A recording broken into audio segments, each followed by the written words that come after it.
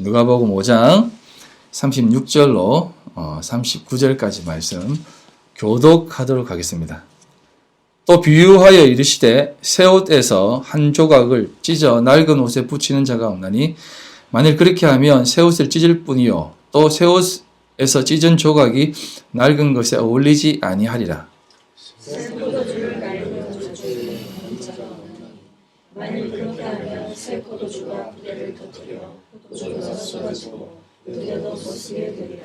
새 포도주는 새 부대에 넣어야 할 것이니라. 묵은 포도주를 마시고 새 것을 원하는 자가 없나니 이는 묵은 것이 좋다 함이니라. 아멘. 오늘은 신년 감사 예배를 드린 날입니다. 하나님께서 우리에게 새날을 주시고 새해를 주셨습니다. 늘 새날을 주시고 새해를 주신 이유와 의미가 있다는 것을 꼭 기억하시길 바랍니다. 이러한 모든 새날, 아침에 눈뜨게 하시고 또 새해를 열어주시는 것은 하나님을 더 알라고 하시는 이유예요. 우리에게 고통을 주시기 위한 눈뜸이 아니고 또 어떤 노래의 가사처럼 잊기 위해 잠을 청하고 잊기 위해 눈을 뜬다라고 하는 그러한 삶이 아니라 하나님을 더 발견하기 위해서 내일을 기대하며 잠이 들고 또 눈을 뜰 때도 하나님이 내 인생을 펼쳐 가실 것이다라고 하는 그 확신 속에 하루를 시작하는 거예요. 그런 것처럼 한 해도 마찬가지입니다. 올 한 해도 하나님이 반드시 우리에게 새롭게 하시고 또 선하게 하시는 삶을 펼쳐 보이실 것이에요. 그것을 꼭 믿으면서 올 한 해도 시작했으면 좋겠습니다. 오늘 본문도 신년 예배라든지 신년 할례식 때 늘 등장하는 표현인데요. 새술은 새 부대에 담아야 한다라고 하는 내용입니다. 이게 맞는 것처럼 보이지만 사실은 더 큰 의미가 담겨져 있어요. 새술은 새 부대에 담아야 됩니다. 하지만 그 새술이 뭐며 새 부대가 뭔지를 알아야만 이것을 온전히 담을 수가 있고 또 그 의미가 무엇인지 알 때 우리에게 펼쳐진 그 새술과 새 부대의 삶을 살 수가 있어요. 그래서 이 내용도 여러분 오늘 잘 들어내시기를 바랍니다. 결론적으로 말씀을 드리면 베드로 5서 3장 18절입니다. 오직 우리 주 곧 구주 예수 그리스도의 은혜와 그를 아는 지식에서 자라가라. 영광이 이제와 영원한 날까지 그에게 있을지어다 라고 합니다. 하나님의 영광, 세세토록 함께하는 것이 어디에 있냐면 그리스도 예수의 은혜 그리고 그를 아는 지식 그 안에서 모든 영광이 다 드러난다는 것이에요. 우리 삶에 그 어떤 치장이라든지 우리의 삶이 어떤 삶으로서의 영광이 아니라 그리스도를 아는 지식, 그 그리스도의 은혜의 지식 이게 있을 때 하나님의 영광이 된다는 것이에요. 그래서 하나님께서 우리에게 요구하는 것은 없습니다. 하나밖에 없어요. 네가 나를 정말 사랑하느냐? 그리고 정말 나를 알고 있느냐예요. 그거 알면은 모든 것 다 됩니다. 왜? 그것으로 하나님이 영광을 받으신다고 말씀하시기 때문에 그렇습니다. 그래서 항상 우리에게 주어진 모든 삶은 하나님을 아는 데에 힘쓰시길 바랍니다. 힘쓰는 데 있기를 바랍니다. 그래서 올 한 해도 그리스도를 아는 이 지식의 풍성함이 여러분 삶에 가득 넘치기를 바랍니다. 그런 의미에서 오늘 본문 말씀도 봐야 하는데요. 오늘 말씀은 금식에 대한 내용으로 시작을 합니다. 금식에 대한 얘기를 하시면서 이 비유로 말씀을 하시는데 먼저 이 금식에 대한 이야기를 하신 배경을 조금 살펴보면 등장인물이 이렇게 등장합니다. 레위, 세리인 마태를 얘기합니다. 마태가 등장하고 그의 친구들이 등장하고 그와 함께 참석한 무리들, 세리의 친구들이라고 해봐야 어떤 무리겠습니까? 다 같은 세리 아니면 소위 말하는 유대인들이 생각하는 죄인들, 심지어는 장녀들도 있다고 얘기합니다. 그런 사람들과 함께 모여가지고 식사를 하는 거예요. 먹고 마셨다라고 얘기합니다. 먹고 마신 것은 그냥 이렇게 먹는 것이 아니라 그 당시 마시는 것은 포도주거든요. 그래서 먹고 술도 막 먹고 있었던 것이에요. 그런데 그런 가운데에서 또 어떤 인물이 등장하냐면 바리새인과 서기관들이 등장합니다. 그리고 다른 평행구절인 마태복음 9장에는 요한의 제자들이 예수님과 예수님의 제자들에게 묻는다라고 표현합니다. 요한의 제자들은 금식하고 있고 우리도 금식하는데 당신과 당신의 제자는 왜 금식하지 않느냐라고 이렇게 지적을 하는 것이에요. 이 날은 통상적으로 장로들의 유전을 따라서 만든 금식하는 날이었을 겁니다. 바리새인들은 일주일에 2번을 금식했거든요. 월요일하고 금요일날 금식을 했습니다.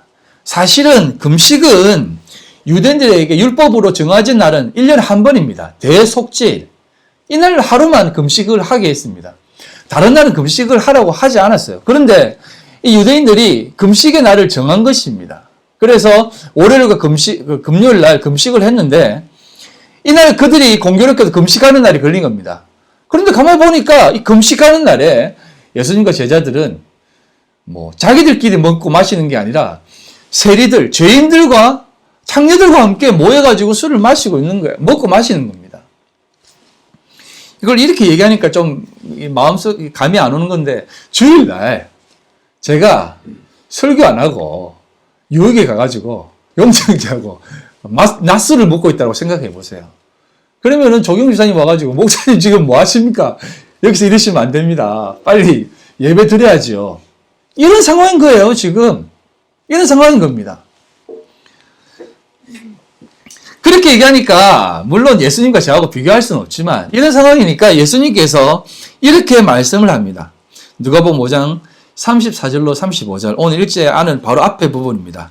예수께서 그들에게 이르시되 혼인집 손님들이 신랑과 함께 있을 때에 너희가 그 손님으로 금식하게 할 수 있느냐? 그러나 그날에 이르러 그들이 신랑을 빼앗기리니 그날에는 금식할 것이니라 라고 얘기합니다. 금식에 대한 부분을 이렇게 얘기합니다. 혼인잔치에 신랑과 함께 있는 손님들이 어떻게 금식할 수 있느냐? 할 수 없다. 하지만 신랑을 빼앗기는 날이 오는데 그때에는 금식해라 라고 합니다. 그렇다면 이들이 지금 요구하는 그 금식은 사실상 분명히 잘못된 금식을 요구하는 것입니다. 왜냐하면 금식은 자신의 육체적 힘을 제하는 것이거든요. 다시 말하면 자신의 육신의 모습을 하나님 앞에 다 내려놓는 것입니다. 아니, 내려놓는 것 이상으로 내 모습을 제하는 것이에요. 제해서 이것을 다 없이 하는 것이 금식이거든요. 그래서 금식을 히브리어로 촘이라고 합니다. 이 촘은 입을 덮어 씌운다라는 거예요. 입을 딱 막는다는 거거든요. 그래서 육신의 어떤 힘을 제하는 그러한 어떤 행위들을 금식이라고 하는데 이 단어가 사용되기 전에 먼저 금식을 하라고 하는 대속죄일의 금식에 대한 부분을 보면 이 단어를 더욱더 명확하게 알 수 있습니다. 그것은 뭐냐면 레위기 23장에 나와 있는 대속죄일에 행했던 그 금식을 말하는데 이렇게 기록하고 있습니다. 7째 달 열흘날은 속죄일이니 너희는 성회를 열고 스스로 괴롭게 하며 여호와께 화제를 드리고 이날에는 어떤 일도 하지 말 것은 너희를 위하여 너희 하나님 여호와 앞에 속죄할 속죄일이 됨이니라라고 합니다. 여기서 스스로 괴롭게 하며라고 나와 있는 이 단어가 아나라고 하는 단어인데 이게 금식하라는 단어예요. 스스로 괴롭게 하는 것입니다. 왜? 속죄일이기 때문에. 스스로 괴롭게 하고 제물을 드리라는 겁니다. 제사를 드리라는 거예요. 즉, 내 스스로 괴롭게 한다는 것은 내 스스로 나를 제하는 것인 거예요. 그래서 내가 하나님 앞에 나아갈 때 스스로 내 자신을 제하는 그러한 모습들, 그 모습이 뭡니까? 이게 티끌을 쓰고 죄를 없는 거예요. 그러니까 멍석을 덮고 티끌을 머릿속에 뿌리면서 회개한다, 회개해라 막 이렇게 하잖아요. 나는 먼지다. 하나님의 은혜가 없이는 이 먼지, 티끌과 같은 존재다라고 하는 그 고백이 괴롭게 하는 것이고 아나라는 단어고 이게 금식의 모습이에요. 이건 단순히 내가 금식을 해서 내 자신을 높이는 개념이 아니라 하나님 앞에 내 요구를 관철시키기 위해서 살아가는 것이 아니라 나의 고백인 거예요. 나는 먼지입니다. 티끌입니다. 이렇게 흩날리는 존재입니다. 라고 하는 그 고백이 자신을 스스로 괴롭게 하는 그런 행위인 것입니다. 이게 그런 고백인데 이 유대인들, 바리새인과 서기관들, 율법학자들이 행했던 이 금식의 날을 정해서 했던 이 금식은 어떤 행위예요? 자신의 연약함을 고백하는 그런 금식의 행위입니까? 아니면 오늘날 많은 그리스도인들이 행하는 그런 금식의 행위의 모습입니까? 우리가 금식을 언제 합니까? 뭔가 좀 중차대한 문제를 해결하기 위한 그 시기에 항상 금식하지 않습니까? 앞으로 교회 건축을 하는데 돈이 얼마 모자랍니다. 중직들 다 아침 금식하세요. 이런 얘기 하지 않습니까? 우리는 그것을 그런갑다 하고 다 하는 것입니다. 자식이 뭔가 이렇게 큰일을 앞두면 부모가 아침 금식해서라도 아니면 저녁 금식해서라도 기도하며 나가는 겁니다. 그걸 금식 기도라고 생각을 해요. 물론 그분들의 그 마음과 순수한 열정은 이해합니다만 사실은 명확하게 따지고 들여다보면 그것은 내 뜻을 관철시키고자 하는 내 자신을 더 세우고자 하는 그러한 행위가 금식으로 바뀐 것뿐이라는 거예요. 금식은 나는 아무것도 아닙니다라고 하는 고백이 금식인데 그런 고백으로 금식이 사용되어지는 것입니다. 바리새인과 서기관들도 나는 일회에 이틀 금식합니다 라고 하면서 자신의 경건성과 자신의 어떤 하느님 앞에 열심을 드러내는 것입니다. 그래서 예수님한테 찾아와서 옳거니 저거 한번 내가 지적해야 되겠네. 당신이 메시아라고 말하고 당신이 하나님 앞에 거룩한 자라고 말하지만 지금 뭐합니까? 요한의 제자들도 금식을 하고 있고 지금 금식하는 날에 당신은 죄인들과 함께 먹고 마십니까? 라고 얘기하는 것이에요. 그러면서 자신을 드러내는 것입니다. 그렇지. 바리새인과 서기관들은 저렇게 금식하며 하나님 앞에 경건하게 사는데 예수 저 사람은 뭐야? 라고 하는 겁니다. 우리는 참 이런 부분에서 참 많은 오해를 하고 금식에 대한 부분도 또 기도에 대한 부분도 생각을 해왔습니다. 이러한 부분들이 하나님 앞에 온전해져야만 됩니다. 그래야만 우리가 신실하게 진짜 신실함이 무엇인지를 깨닫게 되는 거예요. 항상 그것을 옳은 얘기를 좋아하는 목사님이 계세요. 그 목사님은 그 단체방에다가 꼭 자신의 그 어떤 모습을 항상 올려요. 백두당한 종주했다. 하나님이 주신 힘으로 완주했다. 라든지. 올해는 진짜 행동 강령, 예수 믿는 그리스도인에서의 행동 강령 10가지를 지켜 나가야 되겠다 하면서 첫 번째는 가정에서 행동 강령. 손주와 놀아주기, 기도하기, 밥 먹기 전에도 기도하기, 이렇게 하기. 그리고 또 자신과의 어떤 10가지 강령, 무슨 뭐하고, 저녁 식사하면은 꼭 산기도 가가지고 2시간 기도하기. 좋아요. 산기도 하세요. 건강에도 좋고, 정신 건강에도 괜찮습니다. 그런데 그런 모든 모습들, 행위들이 다 뭐냐면, 내 자신이 비워지는 것이 아니라 자신을 치장하는 듯 보이지 않습니까? 나 이 정도 한다라고 하는 것이 더 드러나지 않습니까? 이건 금식에 대한, 기도에 대한 너무나 큰 오해 속에서 비롯된 부분이에요. 기도란 하나님 나는 아무것도 할 수 없는 존재입니다. 하나님만 하실 수 있습니다라고 하는 자기 부인의 자리가 기도예요. 금식도 마찬가지인 거예요. 내 부인의 자리가 금식인 것입니다. 뒤에서 말씀드리겠지만 그래서 금식을 언제 하냐면 신랑을 빼앗길 때가 오는데 그때 금식하는 것입니다. 그래서 우리에게 자기 자신을 스스로 괴롭게 하고 그 괴롭게 하는 그 아나라고 하는 단어가 여기에서 또다시 한번 등장하고 사용되어집니다. 어디에 등장을 하냐면 하나님께서 이스라엘 백성들을 광야로 이끄셔서 광야에서 40년 동안 돌리십니다. 그 이유가 이렇다라고 성경은 얘기해주고 있습니다. 신명기 8장입니다. 내가 오늘 명하는 모든 명령을 너희는 지켜 행하라. 그리하면 너희가 살고 번성하고 여호와께서 너희의 조상들에게 맹세하신 땅에 들어가서 그것을 차지하리라. 내 하나님 여호와께서 이 40년 동안에 내게 광야길을 걷게 하신 것을 기억하라. 이는 너희를 낮추시며 너희를 시험하사 내 마음이 어떠한지 그 명령을 지키는지 지키지 않는지 알려 하심이라. 너를 낮추시며 너를 줄이게 하시며 또 너도 알지 못하며 내 조상들도 알지 못하던 만나를 내게 먹이신 것은 사람이 떡으로만 사는 것이 아니요 여호와 입에서 나오는 모든 말씀으로 사는 줄을 내게 알게 하려 하심이니라. 여호와 하나님이 광야 40년을 본인이 돌리셨다라고 얘기합니다. 그리고 이렇게 얘기합니다. 내가 너희들에게 너를 낮추고 너를 줄이게 하고 너를 알지 못하는 너희 조상들도 알지 못하는 만나를 먹이신 것은 이라고 얘기합니다. 여기서 나온 줄이게 했다라고 하는 말이 아나라고 하는 단어예요. 그럼 광야로 보내신 분이 하나님이시는데 줄이게 하셨다라고 하는 이것도 누가 했다고요? 하나님이 하시겠다는 겁니다. 즉 금식도 하나님이 하시게 하는 것이에요. 그래서 금식은 단순히 내가 금식기도 했다는 것이 아니라 하나님이 나에게 금식해 한다는 것입니다. 신랑을 빼앗길 때가 온다는 것입니다. 그때 하라는 것입니다. 그게 예수님이 이 출애굽해서 40년 동안 광야 생활을 모티브로 한 40일 광야에서의 그 줄이신 기간이에요. 광야에서 40주야를 줄이신 이유가 뭐냐면 자신을 성령께서 이끌어서 그곳으로 집어넣었다라고 얘기합니다. 하나님이 금식했다는 것이에요. 40일 동안. 그리고 우리에게 가르쳐 주는 것이 무엇입니까? 사람이 떡으로만 살 것이 아니요 하나님의 입에서 나오는 모든 말씀으로 사는 것이다라고 우리에게 가르쳐 주시는 겁니다. 그래서 광야 40년을 우리 전 인생을 가리키는 상징적 그 연도 아닙니까?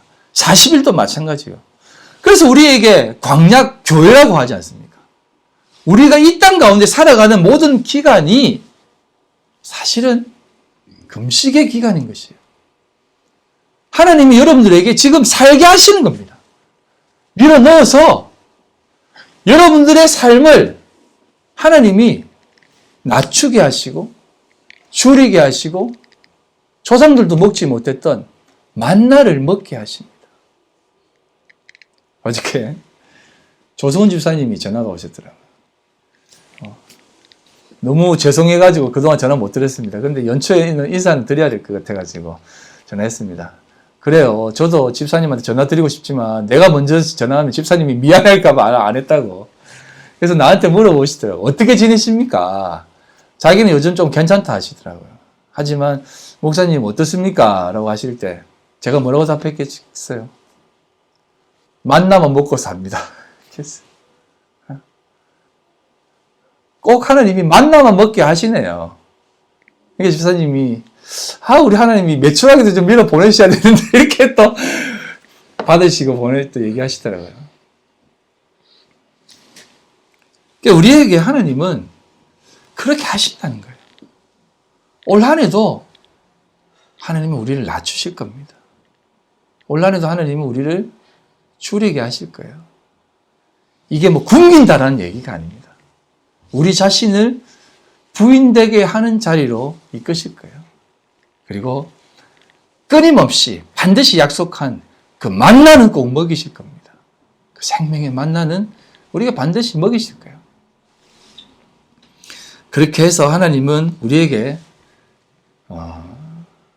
그 자리로 이끄신다는 겁니다. 그래서 예수님이 이렇게 말씀하시는 겁니다. 새술은 새 부대에 담아야 된다. 새 옷에 조각을 떼어서 헌 옷에 붙이는 사람 없다. 그거 그렇게 붙이는 사람도 그런 경우도 없을 뿐더러 새술을 헌 부대에 담으면 터져버린다고 얘기하는 겁니다. 이게 어떤 얘기겠습니까? 새술이 뭐며 새 부대가 뭐며 새 옷이 뭐겠습니까? 다 예수 그리스도를 상징하는 겁니다. 신약의 산이, 신약의 성전이 구약의 성전을 박살내는 것입니다.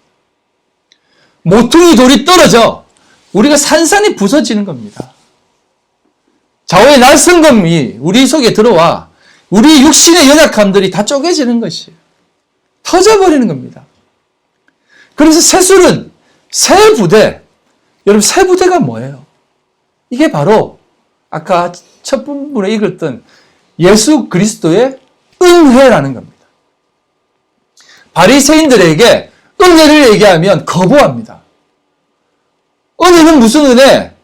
내가 이렇게 금식하고 내가 이렇게 기도해서 얻은 건데, 내가 열심히 신앙생활해서 내가 최선을 다해서 교회를 이렇게 키우고 있는데 무슨 은혜는? 지금 내가 아침마다 나와가지고 4시간씩 기도하고 열심히 하는, 하나님 앞에 굶으면서 이렇게 기도해서 얻은 것인데 하나님이 나를 봐서 이렇게 해주시는 거지, 은혜를 얘기하면 그거 거부합니다. 바리새인과 서기관들도 그것을 거부해요. 그래서 예수님은 아니다. 세술은 세 부대에 담아야 된다.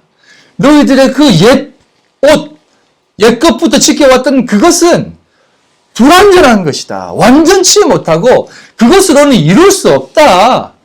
오직 예수 그리스도의 그 말씀, 그 은혜, 그것만이 너희들을 온전히 완전히 이루신다는 것을 우리에게 말씀해주고 있는 것이에요. 그것을 히브리서 7장에 이렇게 쭉 기록하고 있는 것입니다. 20절부터 28절까지 말씀인데요. 눈으로 쭉 보시면 또 예수께서 제사장이 되신 것은 맹세 없이 된 것이 아니니 그들은 맹세 없이 제사장이 되었으므로 오직 예수는 자기에게 말씀하신 이로 말미암아 맹세로 되신 것이라. 주께서 맹세하시고 뉘우치지 아니하시리니 내가 영원히 제사장이라 하셨도다. 쭉 보시면 그 당시 구약의 제사장들은 맹세 없이 되었다라고 얘기합니다. 이 맹세 없이 되었다는 것은 뭐냐면 약속의 말씀을 받지 못했다는 거예요. 예수 그리스도, 구약과 신약은 다 예수 그리스도에 대한 약속의 말씀이잖아요. 그것을 받지 못하고 제사장이 되어서 구약의 율법만 지켰다는 거예요. 그것으로는 완전히 못한다는 것이에요. 그래서 많이 세워지고 또 많이 죽어나간 것이에요. 다 터져버린 것입니다. 그런데 맹세로 오신 언약을 담아, 약속을 담아, 너를 사랑한다라고 하는 그 언약을 담아 오신 분이 있다. 그분이 예수 그리스도라는 겁니다. 그래서 26절에 이러한 대제사장은 우리에게 합당하니 거룩하고 악이 없고 더러움이 없고 죄인에게서 떠나 계시고 하늘보다 높이 되시니라. 하늘보다 높이 되시니라는 것은 뭐냐면 성전보다 높이 계신 분이라는 뜻이에요. 성전 위에 계신 분이다. 그게 안식일의 주인이다라는 개념이에요. 그는 저 대제사장이 먼저 자기 죄를 위하여 다음에 죄를 위하고 다음에 백성의 죄를 위하여 날마다 제사 드리는 것과 같이 할 필요가 없으니 이는 그가 단번에 자기를 드려 이루셨음이라. 율법은 약점을 가진 사람들을 제사장으로 세웠거니와 율법 후에 하신 맹세의 말씀은 영원히 온전하게 되신 아들을 세우셨느니라 라고 하는 겁니다. 하나님의 그 말씀으로 우리에게 그렇게 오신 것입니다. 여러분 이것을 꼭 이해하셔야만 돼요. 오직 예수 그리스도만이 완전케 하시는 분으로 제물로 대제사장으로 신랑으로 오셔서 우리에게 자리한다는 것입니다. 그런데 이게 정말 어려운 부분이 이 부분입니다. 이제부터 여러분 좀 잘 들어내시기 바랍니다. 주님이 뭐라고 말씀하시냐면 묵은 포도주를 마시고 새 것을 원하는 자가 없나니 이는 묵은 것이 좋다 함이니라 라고 얘기합니다. 묵은 것을 먹고 새 것을 원하는 사람이 없대요. 그리고 묵은 것이 늘 좋다고 얘기합니다. 이게 뭐냐면 예수님이 다시 오실 때 믿음을 보겠느냐라고 하는 말씀과 동일한 거예요. 여러분 율법이라든지 어떤 신앙적 자신의 열심과 노력이 맞들어진 사람은 은혜를 얘기하면 새 옷을 얘기하면 그거 못해요.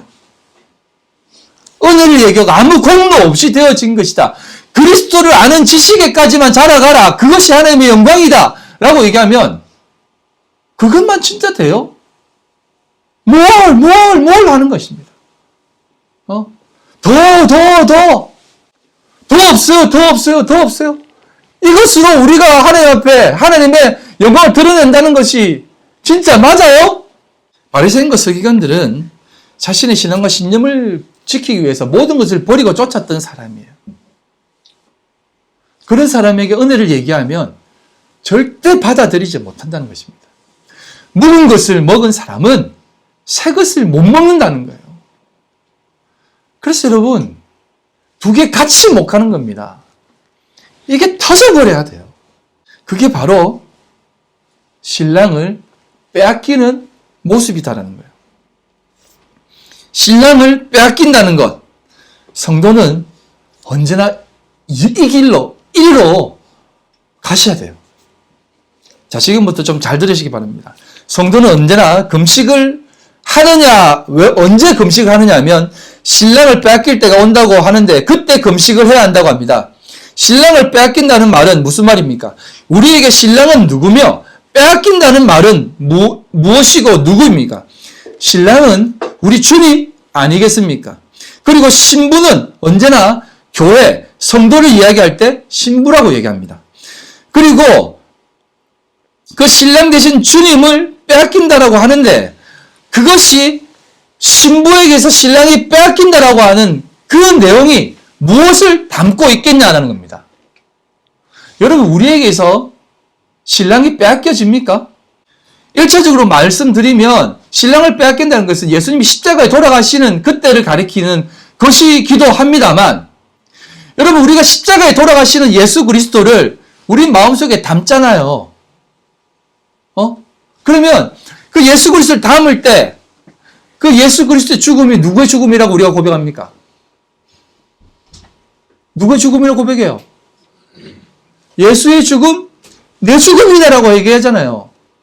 자, 그러면 신랑을 빼앗긴다라고 하는 그 말은 어떤 의미를 담고 있겠습니까? 내 안에 예수 그리스도가 계시고 그분이 빼앗겨지고 죽어 없어지는 상황이 된다는 것은 뭐냐면 내 안에 들어오신 예수가 빼앗겨진다는 겁니다. 그러면 내 안에 예수가 빼앗겨진다는 것이 뭐냐면 그것은 결국 내가 죽는 것을 얘기해요. 신랑의 빼앗김, 그 신랑의 죽음은 곧 그것이 금식할 때이고 그것이 금식이라는 겁니다. 우리에게 예수님, 주님은 어떤 분이십니까? 전부 아닙니까? 전부예요. 그래서 그분이 우리에게 전부로 자리할 때 전부로 자리해야 된다는 것이죠. 전부로 자리할 때 금식할 수 있다는 거예요. 1차적으로 내 백성이라고 말하는, 내 백성을 광야로 끌고 가겠다라고 하는 내 백성으로 부름받은 사람은 예수가 전부로 채워진 자고 결국 그 전부로 채워진 자는 빼앗겨지는 것, 내 자신의 자아의 상실, 내 자기 부인, 이 자리로 끌려간다는 것입니다. 이게 금식이라는 거예요. 그런데 그 예수의 죽음이 어떤 죽음입니까? 제가 말씀드렸잖아요. 예수로 죽고 그리스도로 살아난다라고. 그러면 예수님이 지금 와서 죄인들과 먹고 마시는 그 모습은 어떤 모습이냐 이 말이에요. 그건 죽으러 오신 예수 그리스도의 죄인된 모습이에요. 그래서 그분이 그 모습으로 우리 속에 다가와 그 모습으로 지금 내 안에 살아계시면, 죄인된 예수로 내 안에 살아계시면 뭐 사랑 많고 정 많고 치료하시고 도우시는 그분으로 내 안에 살아있으면 그 금식하는 거 아니라는 거예요. 그건 금식의 모습을 취하지 못하는 자의 모습이에요. 그게 아니라 그 예수가 내 안에 들어와서 신랑으로서 그분이 죽어야만, 그 모습의 예수가 죽어야만 우리가 살아난다는 것입니다. 그때 비로소 금식할 수 있는 것이에요. 이게 성경 전체에 흐르는, 구약에 나와 있는 모든 내용들에게 흐르는 모습이에요. 아담이 그 모습으로 왔다가 죽어가는 거예요. 가인이 그 모습으로 왔다가 제사 드렸지만 안 받아주니까 아벨 죽여버리는 겁니다. 아벨 죽어서 어떤 모습으로 나타납니까? 셋! 그래서 나중에 뭐로 옵니까? 노아로 오는데 나중에 어떤 아들이 등장합니까? 함이 등장합니다. 함이 어떻게 합니까? 아버지의 치부를 보고, 아니 아버지 어떻게 그렇게 벌거벗고 잘 주무실 수 있어요? 하면서 치부를 확 드러내버립니다. 그때 다른 자식들은 아버지 치부를 덮어줍니다. 치부를 드러내는 그 모습으로 온 사람들은 다 죄인의 모습이 되어버리는 거예요. 근데 그것이 다 죽어 없어져야만 된다는 것이에요. 이게 없어질 때 은혜가 무엇인지 우리의 것이 된다는 것이에요. 우리가 먼지라는 존재로 확실히 확인되어질 때 은혜 담비가 내려 그 마른 뼈와 같은 우리를 살려주신다는 거예요. 그래서 성경은 이 부분을 이렇게 얘기합니다. 창세기 3장 15절. 내가 너로 여자와 원수가 되게 하고 내 후손도 여자의 후손과 원수가 되게 하리니 여자의 후손은 내 머리를 상하게 할 것이요 너는 그의 발꿈치를 상하게 할 것이니라 하시고. 자, 여자의 후손과 원수가 되는 것은 사탄입니다. 뱀이에요, 뱀. 여자의 후손과 원수가 되는 것은 뱀입니다, 뱀. 여자의 후손이 누구예요? 요거 좀 잘 들어야 돼요. 성경에서 나오는 여자란 다 교회를 가리킵니다. 신부를 가리키고 성도를 가리킬 때 여자라고 합니다. 그런데 이 여자의 후손이 뱀의 머리를 상하게 한다고 합니다. 뱀의 머리를 상한다는 것은 그 뱀을 죽인다는 뜻이에요. 근데 예수 그리스도가 어떤 모습으로 제가 왔다고 얘기했습니까? 노뱀으로 왔다고 얘기했죠. 그래서 예수 그리스도가 교회에 맞아 죽는 겁니다. 그런데 그 맞아 죽음이 결국 그리스도로 태어난다는 것이에요. 그래서 여러분, 교회가 항상 여자로 등장하는데 그 여자가 누구를 낳는다고? 철장을 부수는 요한계시에 나오는 아들을 낳는다잖아요. 그 아들이 누구예요? 그리스도잖아요. 그래서 우리 교회가 그리스도를 낳는다라고 얘기하는 겁니다. 그 뱀으로 오신 육신의 예수를 죽여 교회가 그 죽인 예수로 인하여 아들이 새 태어난다는 것입니다.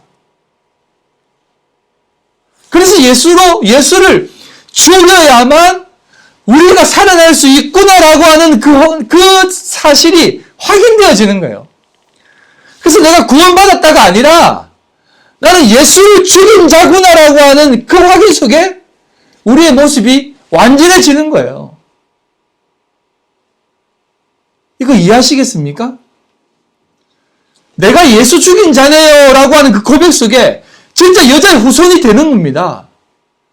그래서 여자의 후손이 교회가 신랑을 빼앗긴다? 죽인다라는 거예요. 그래야만 금식할 수 있으니까. 그래야만 우리 자신의 참된 모습을 발견할 수 있으니까. 이해하십니까? 이거 이해하셔야 돼요.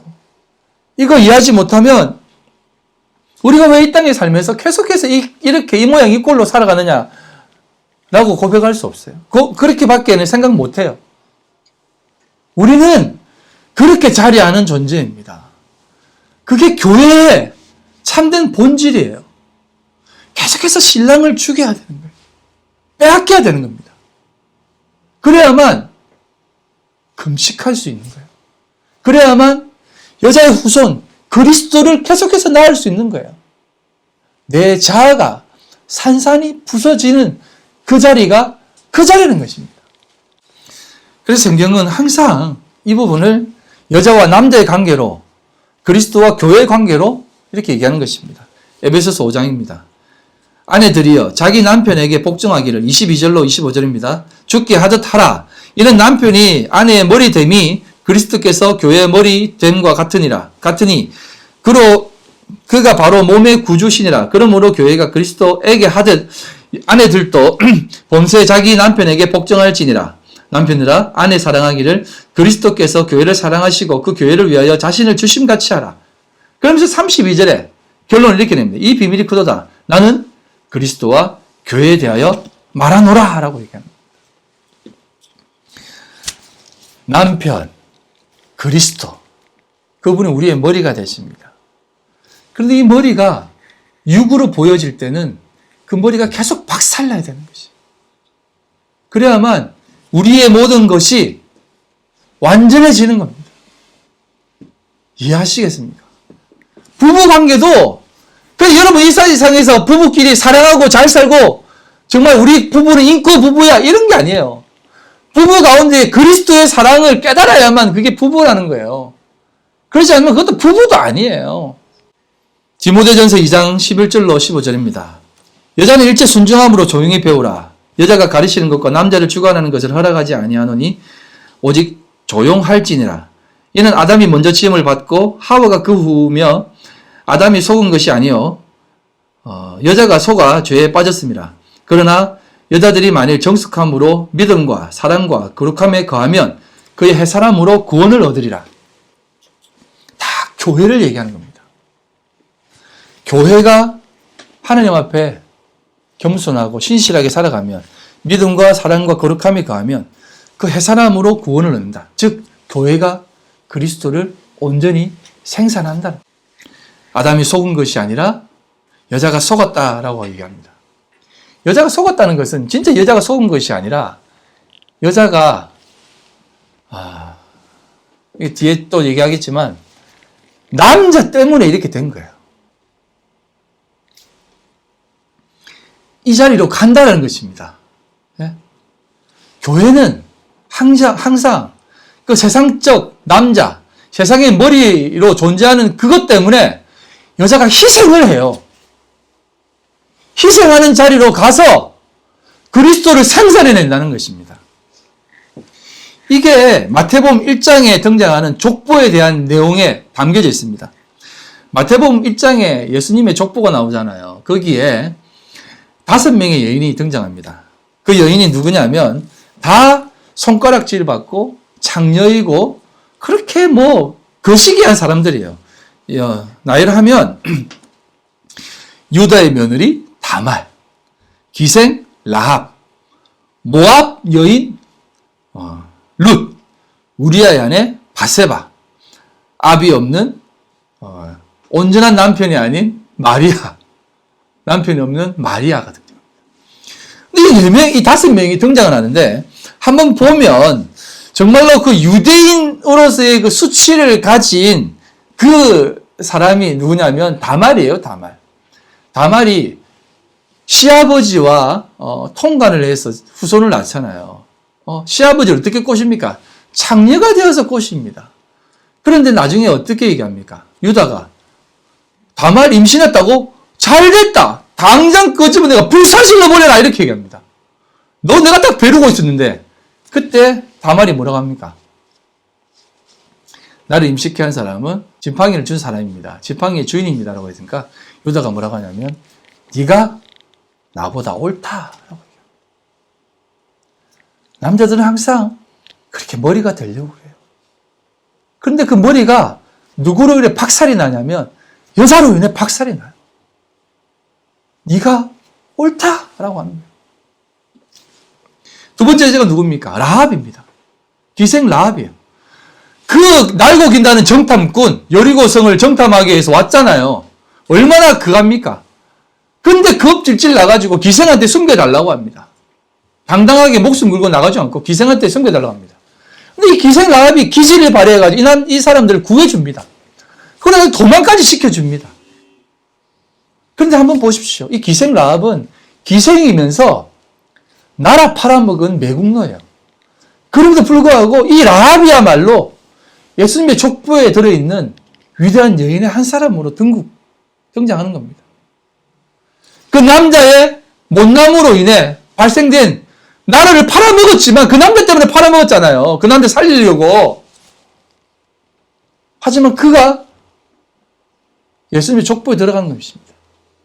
룻, 모압 여인입니다. 이 모압 여인은 여러분 구약에 보면 이 모압은 여호와의 총에 영원히 들이지 말라라고 하는 족속 중에 한 족속이에요. 모압 암몬 족속은. 그럼에도 불구하고 이 모압 여인이었던 룻은 시어머니를 따라갑니다.